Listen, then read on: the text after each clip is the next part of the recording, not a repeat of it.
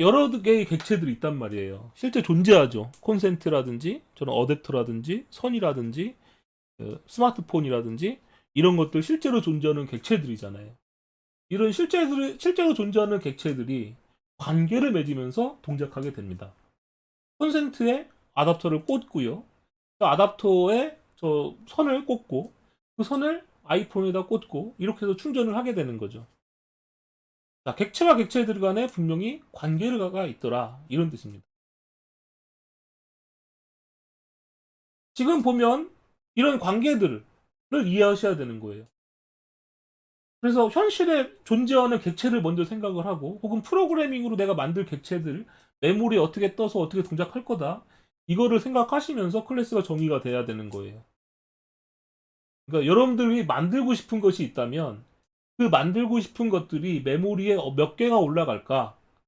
이 부분은 몇 배가 올라갈까? 이 메모리에 올라간 것들끼리는 어떤 관계를 맺을까? 이거를 생각하고 나서 클래스를 만드는 거다. 라고 이해하시면 됩니다. 앨런 커티스 K라고 불리는 분이 있어요. 미국의 전산학자이고 액체 지향 프로그래밍과 사용자 인터페이스 디자인 분야의 선구자입니다. 현재 HP 연구소의 명예연구원이라고 하네요. 한마디로 객체 지향에 대한 선구자예요. 이분 없었으면 안 됐다. 여러분들이 지금 배우는 자바 프로그래밍도 이런 분들 때문에 이제 등장하게 됐다라고 생각하시면 됩니다. 자, 이 앨런 커티스 K라는 분이 굉장히 핵심적인 말을 했어요.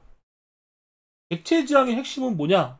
이분이 무슨 말을 했냐면 객체 지향을 처음 연구한 분인데 메시징이다라는 이야기를 했어요. 그러니까 객체 지향, 여러분들 객체 지향 프로그래밍 한다라고 하면 앞으로 인터넷에 이런 단어를 찾아보셔야 돼요. 그리고 이 단어를 이해하려고 노력하셔야 돼요. 앞으로. 자바 문법 책들을 보면 뭐 클래스는 어쩌니 어쩌니 뭐 이런 말 쭉 나와 있는데 진짜 중요한 말은 객체 지향의 핵심은 메시징이다. 그래서 훌륭하고 성장 가능한 시스템을 만들기 위한 핵심은 모듈 내부의 속성과 행동이 어떤가 보다. 아까 제가 클래스는 뭘 가진댔어요? 속성, 필드. 행동은 메소드라고 했었죠? 이런 속성과 메소드가 어떤가 보다 모듈이 어떻게 커뮤니케이션 하는 거에 달려있다라고 돼 있죠? 아까 제가 객체와 객체 간의 관계가 있다고 했었잖아요. 객체와 객체 간에 관계가 있다고 했었죠. 이 객체들 간에 커뮤니케이션이 일어난다 이 말입니다. 어떻게 커뮤니케이션 할까라는 부분이 메시징이라고 하는 거예요. 어떤 객체가 어떤 객체의 메소드를 호출하는 게 메시징이에요. 어떤 객체가 다른 객체의 메소드를 호출하는 것을 우린 메시징이라고 합니다. 그러니까 여러분들은 객체 지향 프로그래밍을 한다라는 거는 이 메소드가 언제 호출될까? 어떻게 호출할까? 메소드 이름을 어떻게 지어야 될까? 어떻게 호출해야 난 이 메시징을 잘했다고 소문날까?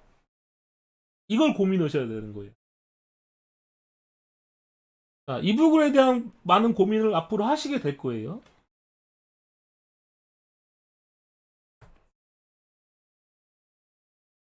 어, 위키북스 출판사에서 나온 저자 조용호님의 객체지향의 사실과 오해에 보면 이런 게 나오더라고요. 네, 객체는 자율적인 책임을 가진다. 자율적인 객체란 스스로 정한 원칙에 따라 판단하고 스스로의 위주를 기반으로 행동하는 객체다. 객체가 어떤 행동을 하는 유일한 이유는 다른 객체로부터 요청을 수신했기 때문이다. 자, 여기서 굉장히 중요한 말이 나와요. 아까 메시징이란 건 뭐라고 했어요? 다른 객체가 어떤 객체가 다른 객체의 메소드를 호출한다라고 했었죠? 객체가 어떤 행동을 하는 유일한 이유는 객체가 행동은 언제 행동한다는 거냐면 이 객체의 어떤 기능, 메소드를 다른 객체가 호출했을 때예요. 그랬을 때 이 객체가 동작하는 거예요. 그러니까 이 객체의 메소드, 어떤 기능을 다른 곳에서 호출했을 때 동작하게 되는 거죠. 요청을 처리하기 위해 객체가 수행하는 행동을 책임이라고 한다. 그래서 객체는 책임을 갖고 있어요. 내가 이런 기능이 호출됐을 때 나는 이런 책임을 갖고 있겠다. 예를 들면 아까 제가 자판기에서 동전 동전에 대한 얼마 내가 동전을 넣었는지에 대한 정보를 표시하는 디스플레이 장치가 있다고 했었잖아요. 이런 디스플레이 장치가 객체라고 한다면 이 디스플레이 장치는 어떤 책임을 가져야 되겠어요? 이 디스플레이 장치가 온전히 책임을 한다라는 건 사용자가 넣은 동전이 얼마다라는 정보가 제대로 표시가 돼야 되겠죠. 그 기능을 잘 수행한다는 건 내가 동전이 얼마다라는 걸 잘 표시한다는 거예요. 그 책임을 잘 하고 있다라는 거죠. 그다음에 내가 상품을 자판기에서 상품 추출 버튼을 딱 눌렀어. 상품 선택 버튼을 누르면 그 버튼이 잘 동작해야겠죠. 그 버튼에 책임이 있단 말이에요. 자판기 전체도 책임이 있겠죠. 그래서 여러분들 그런 말 하잖아요. 자판기 동전 넣는데 돈은 넣는데 상품 안 나오면 그 자판기 주인한테 전화해가지고 책임지라고 하잖아요.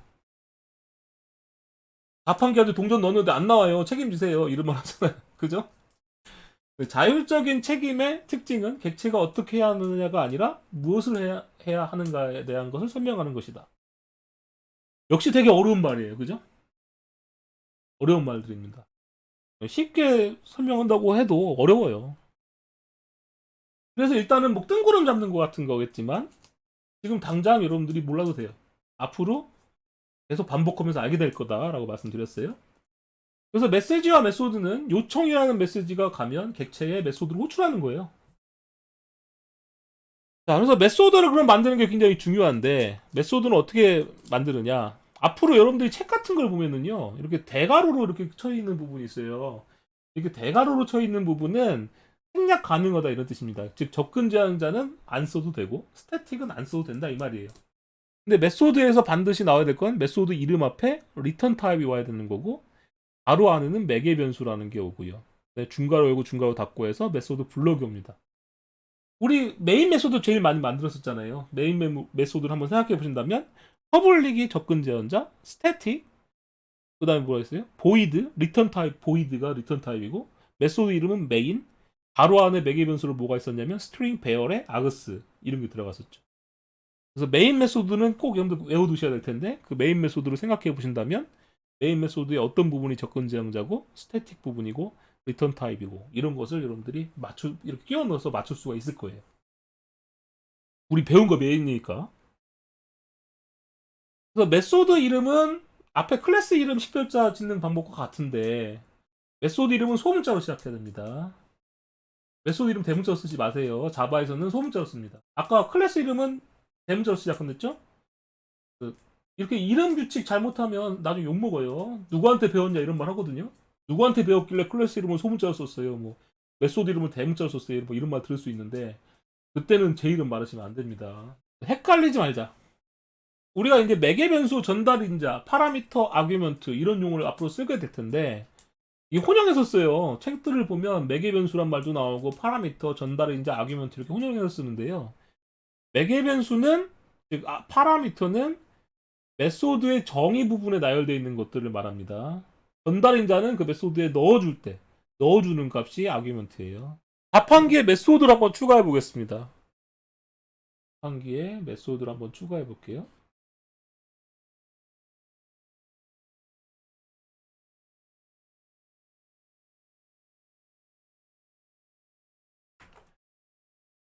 자, 이 밴딩 머신이란 클래스에 가서 여기다가 퍼블릭 스트링 얘가 자 앞에 있는 건 접근 지원자, 스트링은 리턴 타입, 메소드명 얘는 뭐라고 했어요? 전달에는 매개 변수다 이런 얘기 했었죠. 그럼 여기다가 파라미터라고 했었죠. 자 여기에다가 이제 제가 메뉴 아이디가 를 전달받았습니다. 해주고 자 여기 앞에 리턴 해준다고 했는데 리턴 여기다 콜라라고 해볼게요. 이렇게 해주게 되면 이게 메소드가 정의된 거예요. 이렇게 메소드가 추가되면 자 이 부분에서 어떻게 되냐면 VM1 레퍼런스 변수명 점 하고 나서 메소드명을 적어주는 거고요. 근데 정수값으로 뭐 100 아까 정수라는 걸 넘겨준다고 했었죠. 넘겨주게 되면 얘가 리턴을 해줍니다. 이 메소드가 아까 스트링이 리턴된다고 했었는데 이 리턴되는 걸 이렇게 받아주셔야 돼요.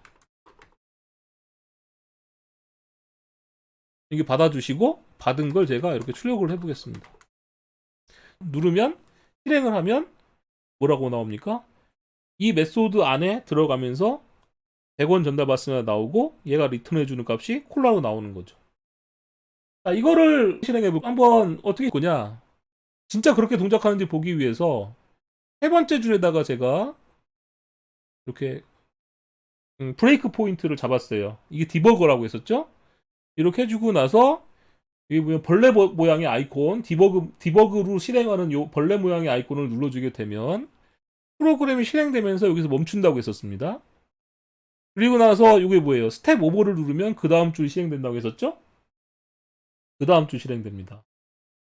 자, 그런데 우리는 그 다음 줄, 여기서 이 부분이 실행되는데 내가 궁금한 거는 이 메소드 안의 내용이 어떻게 실행되는지 궁금한 거거든요. 그때는 자, 스텝 오버를 누르게 되면 바로 그 다음 줄로 넘어가는데요.